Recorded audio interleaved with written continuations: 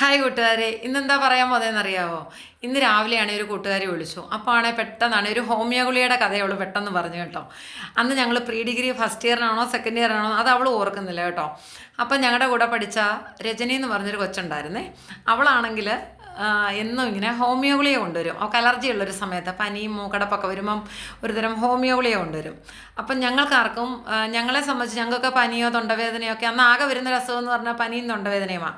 മറ്റു അസുഖങ്ങളൊന്നും അന്ന് കോമൺ അല്ല ശരിക്കും പറഞ്ഞാൽ. അപ്പോൾ എനിക്കാണെങ്കിൽ ഇംഗ്ലീഷ് മരുന്നായിരുന്നു. ഞങ്ങളുടെ അടുത്താണെങ്കിൽ ഒരു കൈപ്പട്ടൂർ ആശുപത്രി ഉണ്ടായിരുന്നു. അപ്പോൾ അവിടെ പോയായിരുന്നു പപ്പ എന്നെ കൊണ്ടുപോയി മരുന്നൊക്കെ മേടിച്ചു തരുന്നത്.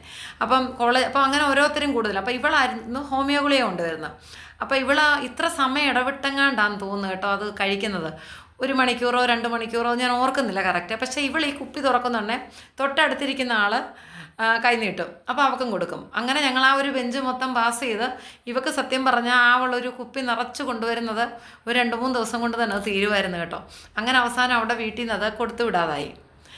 അങ്ങനെ പക്ഷേ അസുഖം അവളുടെ മാറണ്ടേ, പിന്നെ അവൾ കൊണ്ടുവരും. ഞങ്ങളിങ്ങനെ കൈ നീട്ടുമായിരുന്നു കേട്ടോ. അപ്പോൾ ഇപ്പോഴത്തെ പിള്ളേരാണെങ്കിൽ അങ്ങനൊന്നും മേടിച്ച് കഴിക്കത്തില്ലല്ലോ. അന്നൊക്കെ എന്ന് പറഞ്ഞാൽ ഇങ്ങനെയൊക്കെ കഴിച്ചാലും നമുക്ക് അങ്ങനെയുള്ള അസുഖങ്ങളോ കാര്യങ്ങളോ ഒന്നുമില്ല. ഇപ്പോഴാണെങ്കിൽ നമ്മൾ പേരൻസും പറഞ്ഞു വിടും ഇങ്ങനൊന്നും കഴിക്കരുതെന്നും പറഞ്ഞു വിടും. അന്ന് ആ ഒരു ഹോമിയോ ഗുളികയുടെ ടേസ്റ്റ് ഓർത്ത്, ആ ഒരു മധുരമുള്ള ആ ഒരു ടേസ്റ്റ് ഓർത്താൽ നമ്മൾ ഈ കൈ നീട്ടുന്നത് കേട്ടോ.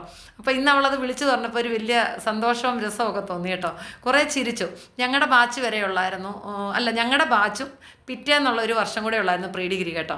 അത് കഴിഞ്ഞാണെങ്കിൽ അങ്ങ് +1 +2 ആയി. അതുകൊണ്ട് ഞങ്ങൾക്കന്ന് കോളേജിലൊക്കെ പഠിക്കാൻ പറ്റി കേട്ടോ. അപ്പോൾ ശരി, നാളെ കാണാമേ.